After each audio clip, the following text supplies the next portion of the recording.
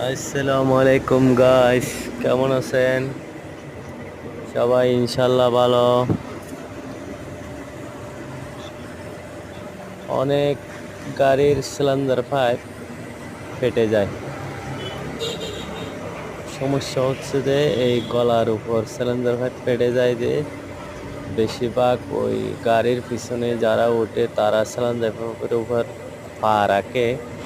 যখন ভাঙা রাস্তায় চলে যায় তখন পায়ের চাপ পড়ে, গলার উপর প্রেসার পড়ে। প্রেসার পড়ার পরে এরকম গলাটা ভেঙে গেলে এভাবে আবার ওয়ার্লিং করতে হয়। ওয়ার্লিং করার পরে যা হয় আর কি, জিনিসটা সেটিং থেকে নষ্ট হয়ে যায়, আবার লিক করে, অ্যাকুরেটভাবে বসে না। আমাদের একটা বাইসাইকেল আছে, সব অ্যাকুরেটভাবে ওয়ার্লিং করে অ্যাকুরেট করে সেটিং করে দেয়। ওনার নাম হচ্ছে অ্যাকুরেট সাইফুল, হাটাজারি, ইসাপুর, ফৌজিয়া বাজার।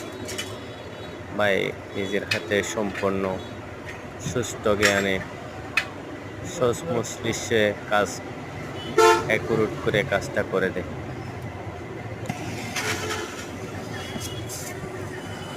সবাই সিলিন্ডার পাইপ ব্যবহার করার সময় তলো দিয়েও ফেটে যায়, কারণ হচ্ছে বেগমা আর পানি পড়ার জন্য পড়লো টপ গাড়িতে পরে ইঞ্জিন নতুন হলে, কিন্তু কিছুদিন পর পর সিলিন্ডার পাইপ পিছন দিয়ে একটু অয়েল দিতে হয়।